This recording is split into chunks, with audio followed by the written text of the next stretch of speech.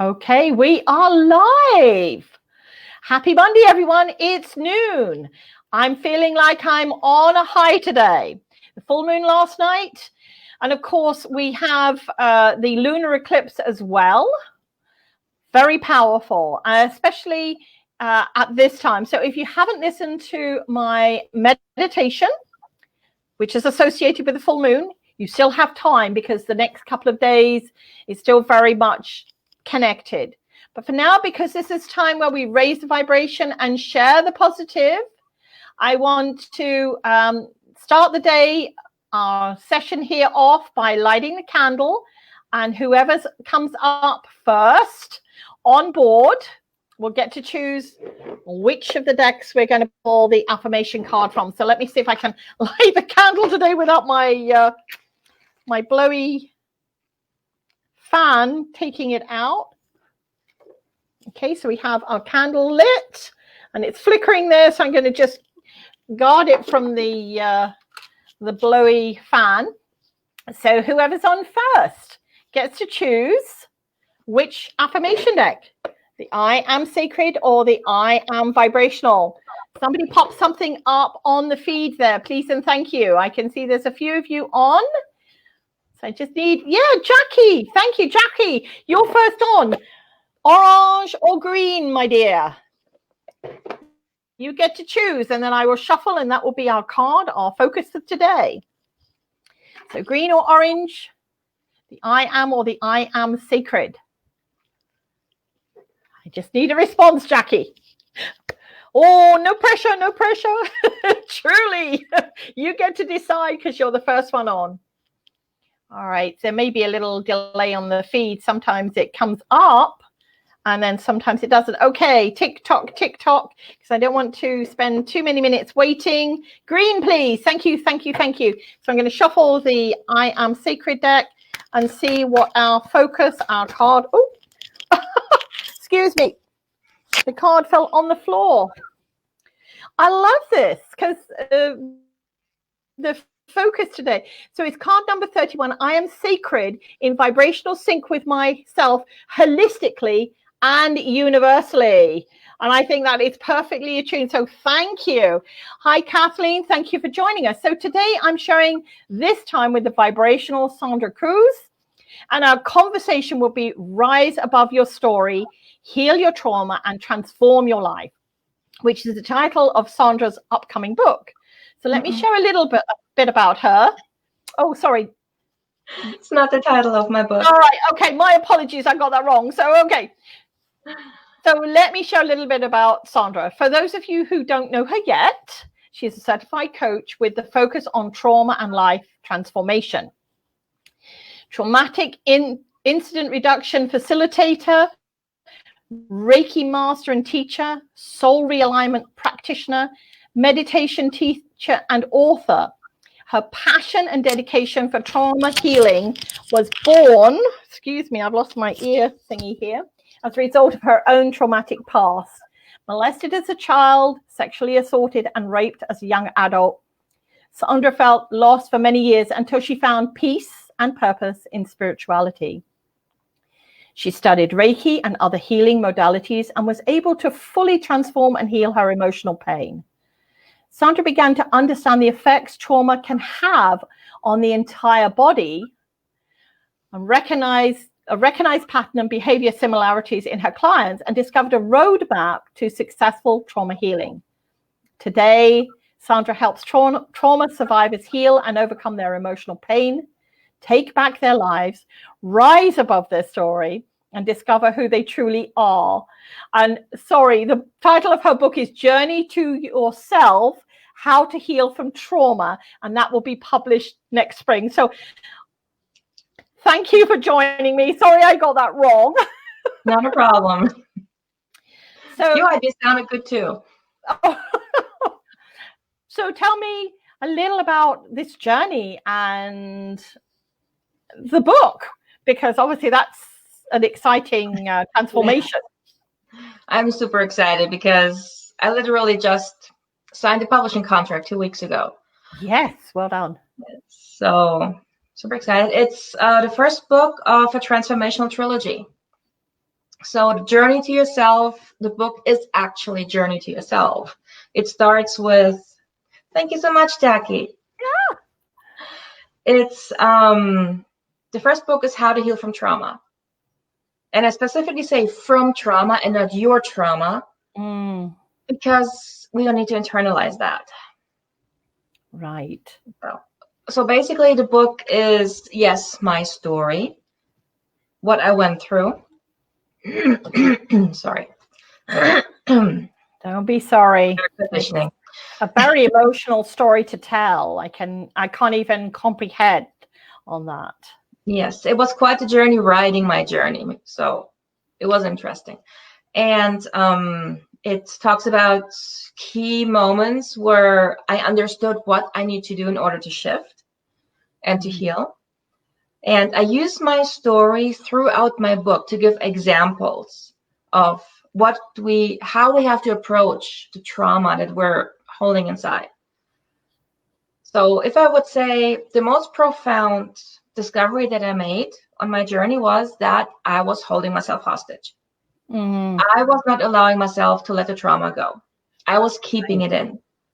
And that's in essence what's happening. So we have to understand how to shift, that we can look at our trauma, understand it, and let it go. And so my book is, yes, my story, but it is also a workbook, a guide. So I added exercises, I added challenges to really make you look at your trauma and say, okay, so I understand that and I understand where it's coming from. And now I can work on letting it go because I know how, because I'm not just talking about trauma and how to heal it. No, I give you exactly step-by-step points on how to do it yourself. That's perfect. I know from some traumatic experiences I've had in my life that, you go from being a victim to a victor. And I always say to people, there are two letters between victim and victor. And victim, I'm a victim. I am. Or as in victor, or I can change this, or I can make the transformation. And yes, to have somebody like you there to be able to assist in that, it means that we don't have to do it alone. Right. That's what it sounds like your book is offering, that opportunity for somebody when they're ready. Because I always say to people, you can't just assume that today is going to be the day. It's like in the work that I do with mediumship, when people come to me to have a message from those that are passed on to spirit. We go through, first of all, we go through grief. And that's no different when we're in a situation where something traumatic has happened to us. We go through a grief and it's a loss. And then we have to be ready to face that. And each of us, I always say to people, there's no definitive timeline with grief. And it can be months, it can be years, it can be lifetimes.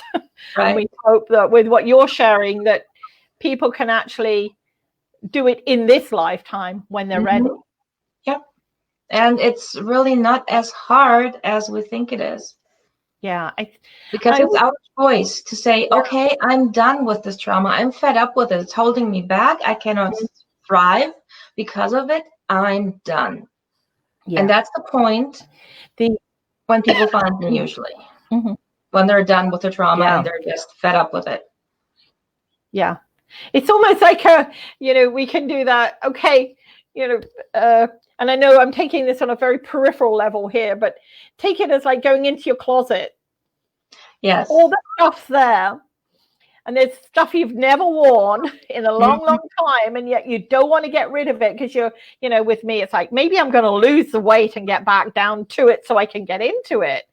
But eventually there comes a time where it's like, I have to pass this on. I have to let it go and create space for new stuff to come in. Yeah. And I know that's very fickle or light way of looking at it. But yeah, I truly believe when we're ready and we can go in there and face it, deal with it, that there's no wrong time. There's just that's right. When we're ready. When you're ready. Exactly. That's how it works. Yeah. And so the first book is all about trauma healing and how to overcome it, different aspects. Like, I look at it from a somatic view, which means that the body can also store the trauma. Fibromyalgia, for example, trauma-based. MS can be trauma-based. Chronic pain can be trauma-based, because when we've been traumatized, especially through sexual assault or rape, we have the physical memory. Even though I completely healed, I can go in my mind back into the incident and I feel everything as if it just happened. I just have no emotions attached to it, so it doesn't affect me anymore. It's just a story. But the body remembers. So what happens is we force ourselves to disconnect our body and our soul. And you can see that when you feel alone, you feel like you don't belong, you feel like a part of you is missing. Yeah. You're like totally overwhelmed in big crowds. You cannot be by yourself. Like, meditating is impossible. That's a disconnect from body and soul, because we do not want to feel into our body. Right. We don't want that feeling of how it felt when we were assaulted. But at the same time, our body says, great, I need healing too. But we leave it to its own devices. And so it reaches out through pain or through hives or anything else. And I find like somatic psychology super interesting. Yeah. Because it gives us so much more insight into how trauma really works. I know when this incident happened to me some years ago, I was already on my spiritual journey, and the first feeling I felt was anger. Why didn't the parent let me know? Why? And of course, went through all the why. Why didn't I see this? Why didn't I know this? And with my situation, I almost died. So I went through that whole, at that point, letting go. And there was that emotion that came up with the first one was anger. Because when and I have to say, it was very much like the ethereal when they do it on Hollywood, when you look, everything slows down and everything becomes loud, and then it was almost like something fast forwarded, and I was woken up, and that was it. Originally there was the anger within me. Why? And then it was the pain, and it was like going through, as you say, every step of everything that you could possibly imagine and more. And for me at that point, I was able to talk to people, friends that I had, which was so helpful to my healing. But when I had to spend time, I didn't want to spend time with myself, which was the big thing.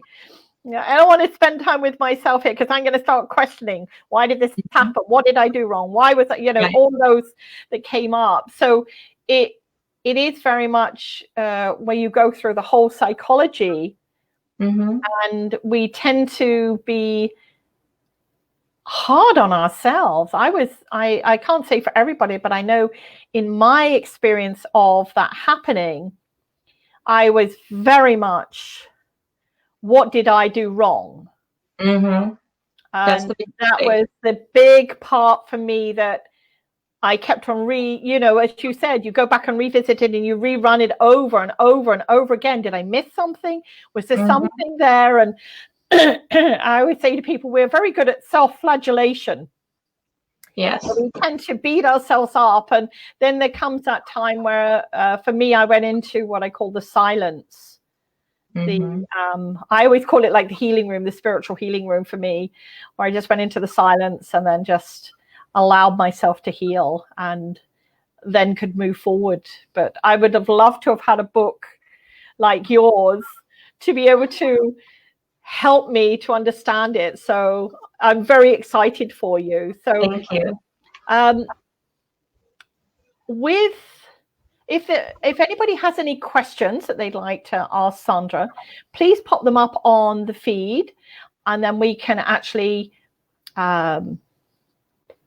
address them if we can. So is there anything else you want to share? Some more insights? Well, how about the next book that I'm working on right now? Yes. Okay. The second book is called, of course, Journey to Yourself. That's the whole trilogy. Yeah. And it's called How to Unbecome Who You Were Taught to Be. So basically tearing down all the limiting beliefs, self-sabotaging behavior, what we learned as a child from our parents' own limiting viewpoint and how they were brought up, so we can really take everything down that we are right now to the basics, and then really start building ourselves up and understanding who we actually are. When we strip all of that, the one question, who am I, is basically the forefront of my trilogy. And I think we have, and please, any men watching this, I'm not being disrespectful to men, but women, it's almost like we have, I'm the mother, I'm the wife, I'm the daughter, I'm the this, and it's like, which hat am I wearing today? And sadly, as females, we tend to put ourselves right at the back, as in me, right at the very back of that lineup of all those different hats that we wear, and we forget that. And that's why when I work in the I am principle, I say to people, the first time you sort of say the I am, it becomes like, oh, I can't say it because I'm used to saying we, or I'm part of somebody else, or that kind of thing. So it's, those first steps can be quite scary. Yep. But it's quite liberating when for the first time you speak up and use your voice. Yes. And actually tell your husband, that doesn't work for me anymore. Change that. Yeah. I think when it's quite liberating. When we find our voice, it's like the first time I remember saying something that came out in a way that it sounded selfish, but it actually wasn't. It was like I was standing outside of myself and looking down and going, is she really saying that? Is that actually coming out of her mouth? So, so hearing your true voice for the first time. Yeah. So Jackie says, Sandra, I went through being raped at the age of 11, twice by 2 different men. That our family knew. I always blame myself after. I would like to know why. Okay. I'm very sorry you had to go through this. Yes. It is very normal to blame yourself because nothing else makes sense. See, when we're being raped, sexually assaulted, attacked in any way, we have the rug pulled out from underneath us. We have control taken away from us. And this control, we feel we have lost forever. So we compensate. So we're asking ourselves, okay, why did this happen? Because our rational mind cannot put into view that those people chose to do this to us. No, this must have been our fault because no one would ever be so malicious. No one would be so vile. No one would ever do this to us. So it has to be our fault, but it was their choice. And this is what I explain in my book in the 3 stages of trauma. First is the victim stage, where we try to find reason why this happened. And we blame ourselves because nothing else makes sense. And sometimes the stage can last for the rest of our lives. Now, the second stage is the survivor stage, where we could take a step back from the trauma and understand it was not our fault, and we get angry. Angry at everyone and everything, especially our attackers, and we blame them for destroying our lives. This stage, unfortunately, can also last for a lifetime. So many people are angry for the rest of their lives and say, I will never let this go. My attackers do not deserve forgiveness from me. Whereas forgiveness is something completely different than what most people think, and that's why they're angry. And then comes the thriver stage. And the thriver stage is, okay, I still have my trauma. I'm done with it. I want it gone. So they're rising above it.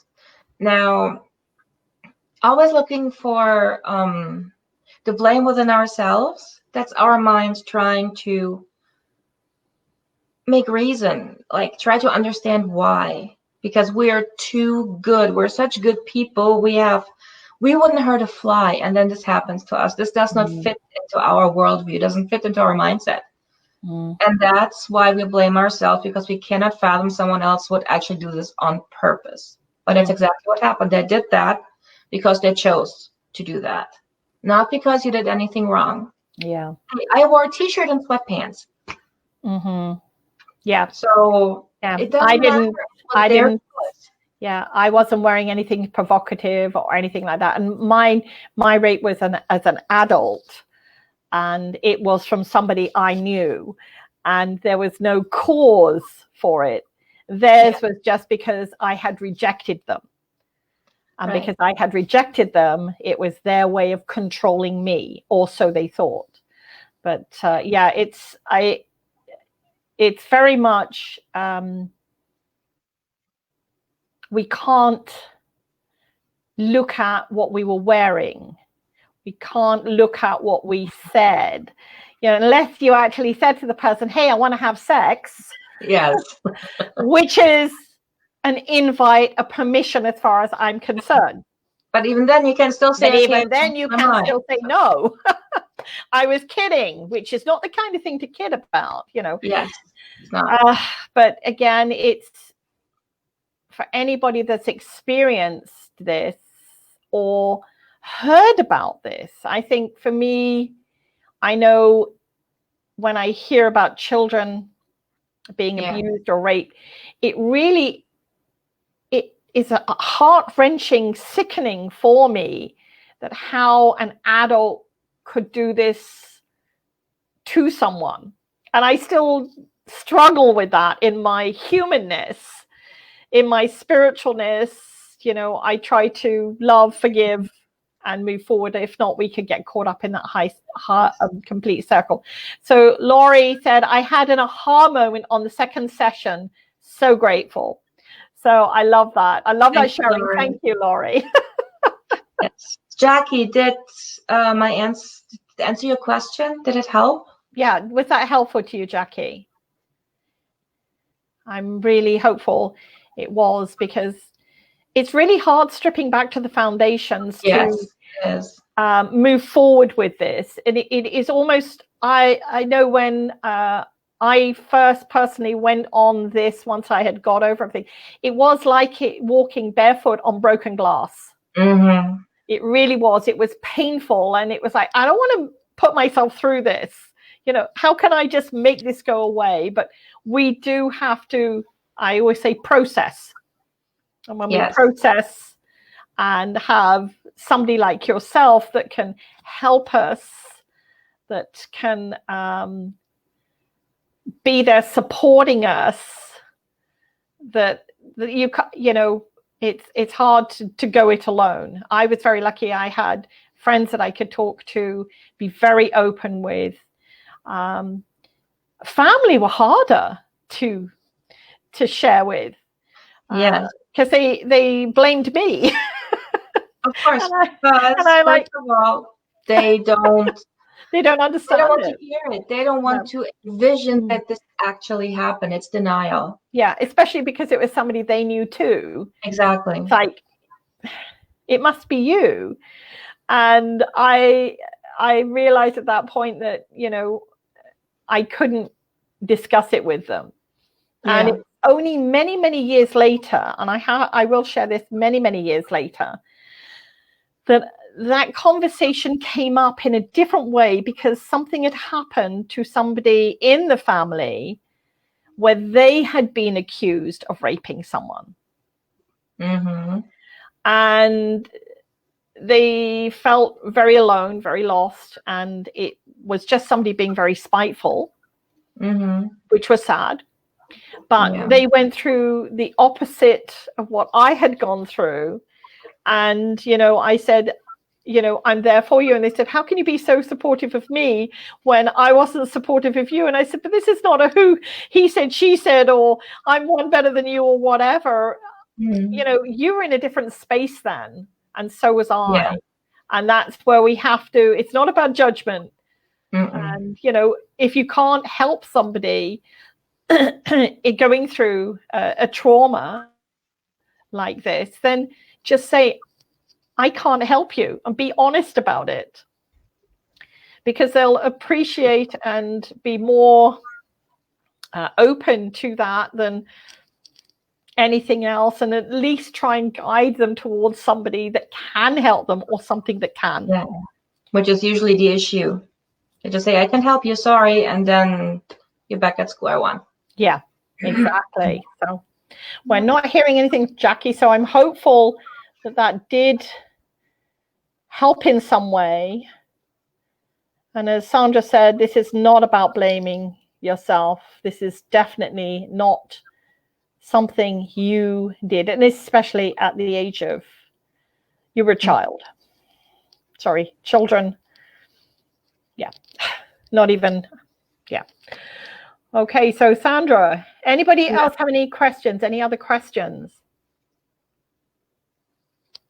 that they'd like to ask Sandra while she's here? You have her undivided attention. Nothing coming up yet. And sometimes the feed can be a little slow, so bear with it. So anything else you wanted to share on this? So book 1 is coming out next year in the spring of 2021. So far they're a little behind because of COVID. So if they can catch up, hopefully then it will be sooner. But so far it's set for the spring. Yes. So but sorry, sweetie. I said I wish it was out yesterday already, but so how so we've got a question here. Darlene said, I was told it was my imagination, so I still have doubts. Yes, that's difficult for parents and anyone who tries to push this away and say, okay, this never happened, and they don't want to imagine that this truly happened. Yeah.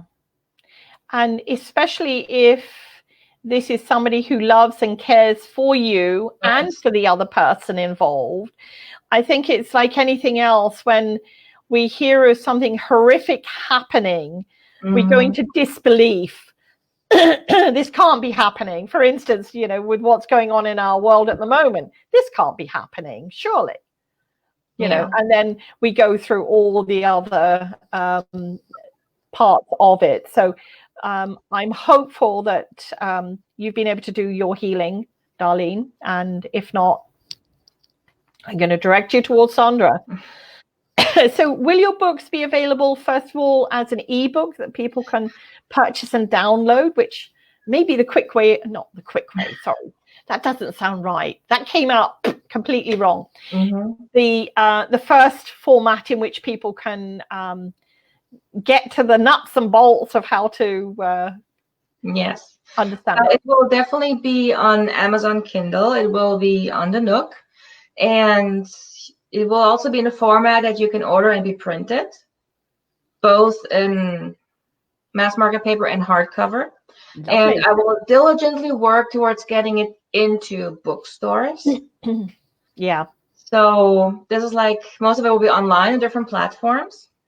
And then it is hard with books and any product. I know with my decks and things, it's like, you know, hopefully stores locally will have it. And I'm sure you will have copies that people can purchase off of you. I have copies for myself. So get in line. If you want a signed one, let me know. Oh, I love it. Once I have them, and I so can't wait to open the box and see my book in my hands. I know. It's exciting. I can remember with the Vibrational Energy Oracle deck going into the printer, because at that time the first print run was actually done in Canada, and the printer had the deck there, a demo as they call it, or a dry run.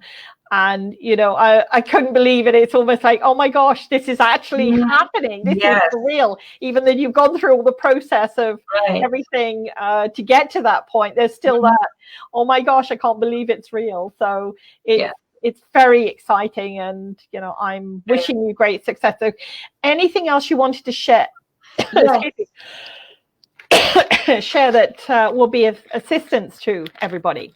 Yes, I would love to talk a little bit about the traumatic incident reduction, because sadly, hardly anyone knows what this is all about. No. And this is a modality that eradicates trauma.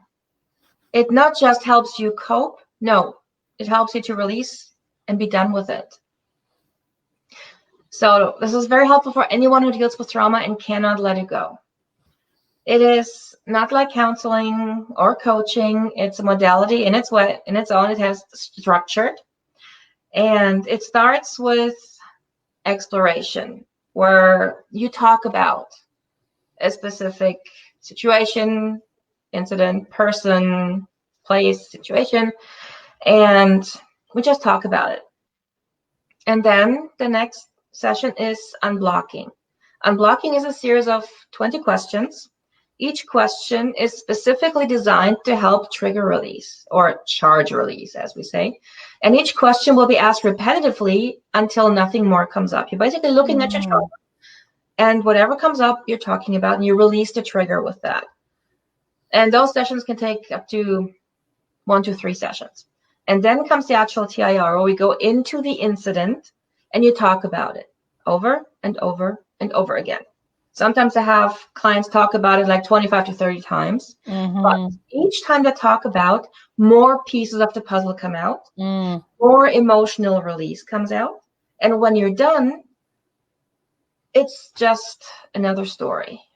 And I love this modality, and it's so helpful if you're ready, because it not just helps you to understand and cope with the trauma. No, it helps you to let it go once and for all. It's gone. You're not even a survivor. You're not a thriver. You're not even traumatized at all anymore. And I love the release part, because I think that is the sort of almost like the aha moment where we go, oh my gosh, you can't.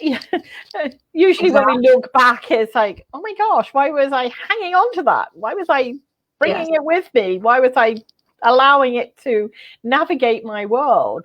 Right. And TIR, as it's in short, was designed specifically for people who suffer from PTSD. Because PTSD are intense triggers. That where we get catapulted back into the situation from, it could be a smell, it could be the way someone says something, it could be a tone of voice, it could be a sound or just an image. Anything can catapult us back into what happened, and then we're in it again and we go through it again.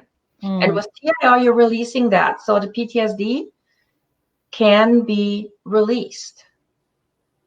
And so it's almost like, so it's like extrasensory perceptions of things that it's not necessarily what is said, the way it's said, or what we feel, or something that's on the trauma. Yes, depends on the trauma and the trigger attached to it. And the thing is, what was I about to say? Sorry, you were talking about the way. It's all right. So I totally lost my train of thought. TIR is really helping you to understand the trauma. And what keeps us stuck in the trauma is not the story itself. The story is just a story. Just same thing as what we had to eat last night. That's what the trauma should be. But what keeps us stuck is the emotion that's linked to it. So, and with TIR, we unlink the emotion. We let it out. We allow it to leave. And then the story just falls away, and it's a story. Nothing else. It sounds like this is a dream, but this is actual reality. I see it in my clients every day. It's truly amazing. And if you really want to release your trauma, don't know where to start, try TIR. I'm not the only one in Windsor. So what does TIR stand for again? Just remind us. Traumatic Incident Reduction. Perfect. And if you go to their official website, which is TIRA.org, you can learn a lot more about TIR, the process, how it works. And if you're really interested, send me a message and I'll tell you even more about it. Yeah. That way you can link anybody with information that they want, or maybe answer some questions. So all I can say is it eradicates trauma. It's gone forever, but it's not coming back. And I love that it works with post-traumatic stress disorder, because that really is something that none of us understand. Right. And it's not, as somebody said to me some years ago, sadly, I don't have a scar or a wound or a limp or something that's visible. Mm.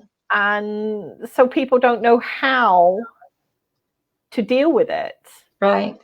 And there are more people today, and especially this year, there's going to be a lot more coming out. Yes.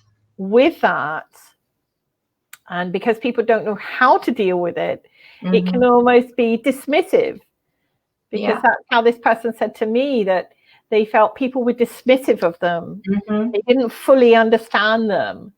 And they felt tired from telling people or sharing their story and how it all came about. And it's almost like people were like, oh, okay, almost like that completely dismissive attitude, to the point where they stopped telling people. Yes. And people just saw them as being a grumpy person, or somebody that's always unhappy, or somebody that's always this or that or whatever.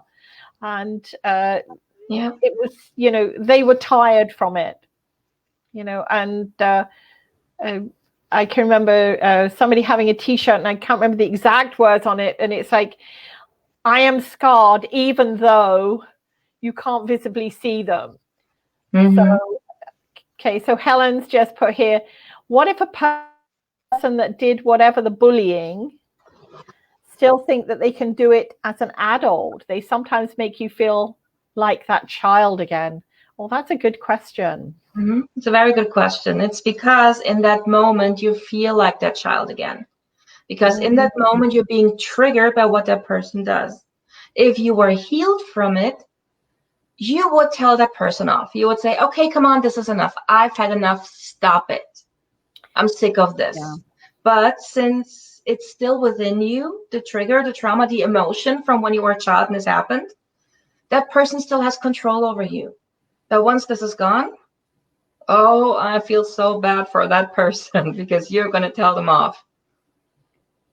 I hope that helped. It is. Helen. I can remember somebody telling me years ago that their ex-husband constantly was triggering them. And I said, so why are you still allowing them to push your buttons? I said, you don't have to answer that. Truly, I'm not judging and just asking you. And they said, well, they gave all the different reasons. And I said, well, here's the thing. This is where you have a choice. You can agree with them, you were this, you were that, and you could say, yes, I was, or yes, that happened, or whatever. And then eventually they fizzle out in a situation like that.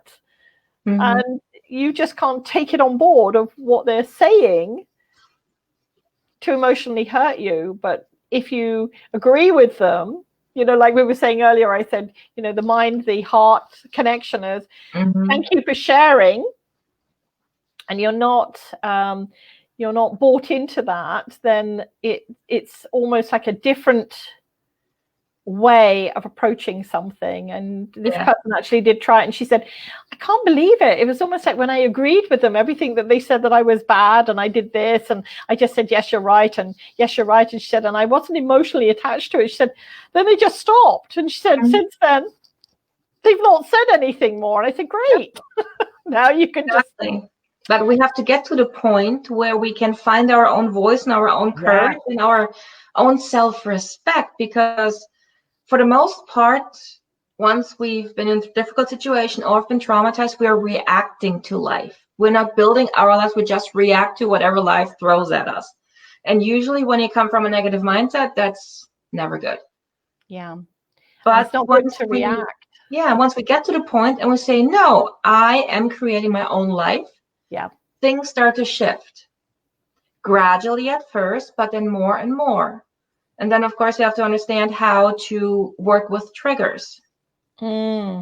So I have a whole chapter of this in my book. I love trigger work. Triggers for me are a guiding light toward what we need to look at. So yes, at the beginning, it's very difficult. I'm not saying that's easy, no. But once you understand triggers, once you've been through quite a few, you understand. And then okay, I have a trigger coming up. So you feel you're in the trigger, and you have to take a step out of it and say, okay, Where is this leading to? What am I exactly feeling? Because when we're triggered, we usually don't even understand what we're feeling. So we have to think about, okay, what is this emotion that's coming up? It could be resentment. It could be guilt. It could be shame. But we have to give it a voice and then say, okay, what is this trigger telling me? Where is this coming from? And then you follow that emotion and you look at all those images that come up where you felt like this before. You move past them until you get to the root cause, and you will know when you reach the root cause, because the emotion will intensify. And then you just look at it like a movie and say, okay, this is what happened. What did I miss in that situation? And you look at it, and you can either, if you feel your younger self needs your attention, imagine that you're embracing your younger self and say, here, look, yes, this happened, but look at what you're going to accomplish in your life. Look who you're growing up to be. Don't let this stop you. And this is how you start healing your inner child, and you start healing yourself, because you give yourself the permission to thrive. And I always tell my clients, don't thrive despite it all, thrive because of it. You've been through so much in your life. Use that. This made you stronger. You don't see it at this point. You're still here. You're still functioning. You're still living your life. Now use this, all this negativity, and turn it into your superpower. That's what I did. And I'm still in the process. I mean, making my own videos is still, not there yet. So I like that. Helen said, I'm standing on my own and I don't really talk to him unless to tell me about other family members. He doesn't take any responsibility over that. He never is. He never is until he wakes up. But that's not yours to own. That's his. Right. So whatever the reason why he acts like this stems from his own childhood. Even when we have child molesters or worse, they have been through at least the same than what they're doing to others. That's the other side of it, not to excuse what happens, but to give it an understanding. They have been traumatized themselves and they could not heal from it. Think about it. The empath and the narcissist come from the trauma. Empath say, this is not, I'm not going to do the same thing. I'm going to be passionate towards others. The narcissist doesn't have that strength. And that's exactly what he or she was taught. So you have a choice. Some people choose compassionate route. It is, yes, by far the harder one to do, but it's the most rewarding. Or they stay stuck in their trauma and portray it the way they have been treated themselves. This is where I always go back to the grandfather telling his grandson the story about the two wolves inside of you. You know, there's the negative one, there's the positive one, there's the good, there's the bad, like the two sides. And the grandson says, but which one wins? And that's why the grandfather says, the one you feed the most. Exactly. And yes, we may feed one more because of the trauma that we're going through, but there comes a point where we can make that choice, as you're saying. And having somebody like you and your book that's upcoming with this journal, and you know, I always love it when books are just not just read it, but they take you through the journey. And you can stop and make your own notes and become part of it, because it then creates what I call a connection. Yes. And I even specifically encourage to take notes. I have a whole chapter on how to journal for healing. I have a chapter on the 21-day transformation. So when I say have a pen and paper ready before you start working with my book. So I set the stage so that people can really actively work through my book. Because sharing my story is one thing, but that doesn't help anyone. It's just a story. But explaining helping them to understand what they can do, how they can start to really heal and give different aspects. Like, yes, I talk about journaling. I talk about grounding in all kinds of different ways. I have so many different grounding exercises. Pick the one you like the most or make your own. I talk about the chakras. I talk about how important they are and how to cleanse them, different ways to do that. I talk about, Reiki, I talk about grounding, I talk about the mudras, I talk about singing bowls, I talk about essential oils, like everything you can use for grounding, I try and put into this book. Then I talk about different aspects of trauma, like what trauma and your hair have in common. Okay, so share that. I'm curious on that. Especially at the moment with not having hairdressers around, that first world problem. Yes. No, you can read my book to learn more about this. Okay, all right. I thought that was an insider tip that you were going to share with us. I got the suspense up somehow. I love it. Those little, teasers. Yes. By the book. So the whole book is filled with what trauma is, how it works through our body, how we can start releasing it, and which modalities. I have 3 experts in their field sharing their modality and how they got into it. So it's not just me, it's 3 other people who will be sharing what helped them get through that trauma and why they chose the path they chose, and talk about it. And there's so many different ways to heal from trauma. We're just going to find what's the right one for us. I mean, what's right for me may not be right for you, but don't ever give up. The answer is out there, and that's all that matters. And what I love about what you've shared so far and what you're sharing now is that there's no just one way to ground. There's all these different options. Yeah. There's no one way to heal. There's all these different options. Exactly. And we'll find something that works for us. I always say it's like going into the mall. Not that I like going into the mall very often, but all the dress shops, they're not all the same. They're all slightly different to accommodate a particular style or way or age or whatever it is, culture. It's there, and we either resonate with it or we just walk straight past it. So exactly, it's nice that there's choices. Yep, that's how my whole book is structured. If you resonate with it, great. If you don't, okay. Yes. And that's fine. So I'm just giving examples on how to heal so that so my readers really understand there is a way, but you got to find it. Yeah. Just don't give up. Don't say, okay, fine, that's how my life is. No, it doesn't have to be this way. No. Again, that's your choice if that's what you want to do. Yeah. You can't be spoon-fed. Exactly. But when you're ready, hopefully you'll find the right way.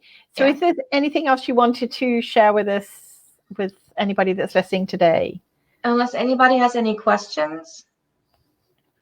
Okay, I'll give a moment for if anybody has any questions or any feedback.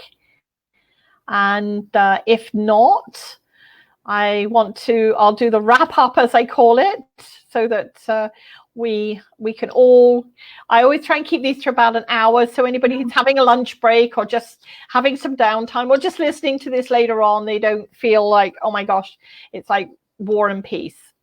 So I don't see anything coming up on the feed. If something does come up before we finish, then we'll go back and address it. So Sandra, I want to thank you so much for your openness and what you shared with us today. Before we say goodbye, is there anything you want to offer our listeners, any promotions, services, etc.? The floor is yours. Okay. Well, if our talk today really resonated with you, reach out. We can chat either through my personal Facebook page, Rise Above Your Story. You can find me on my website, riseaboveyourstory.com. And I love to answer your questions. If you're interested in TIR, traumatic incident reduction, let me know. I'll walk you in detail through the process. And for anything else, I do offer free consultations. And just let me know. So what I'm going to do is, Sandra, when we finish the live broadcast here, just put your website. Now your personal one will be connected through the broadcast. So put your business Facebook page link and your website link there so people can find you and they haven't got to work it all out, because sometimes I'm going, how many letters is that? Was there a .com, etc.? So I'll let you put that in there. So thank you. So my weekly reading, Rev It Up, is on my website. It's also on Facebook. And yes, it's time to speak the truth, but with love and compassion. And from now until the end of July, the Vibrational Earth Children Oracle deck, she says, quickly reaching for it here, you can tell I wasn't prepared for this, is available online from me directly at $15.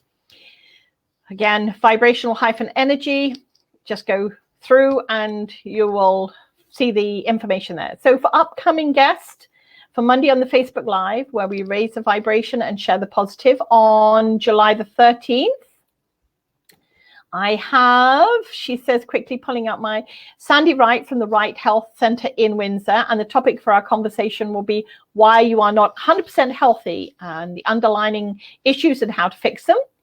And then on the 20th of July, I have Devani Peters, who is a yoga lifestylist, and she'll be present and sharing the truth will set you free. I love that. Perla is coming back again, and we're going to continue the conversation, Living Your Best Life Part 2, because we only really got up to the 3rd dimension. So hopefully we're going to cover the 4th and 5th dimensions if that is available. And then on the 3rd of August, I will be back with guests doing more mini readings. So Facebook Live Mondays are full up to early August, so I love it. And I appreciate everybody that's like Sandra that's been open to come on board and share their story. So until next Monday at noon, when we have another conversation about something to lift your vibrational frequency, I want to thank you, Sandra, for being with us, everybody who's here present, listening now or later on, and wish all of you an inspirational week, embracing you and raising the positive. So bye, everyone. Bye.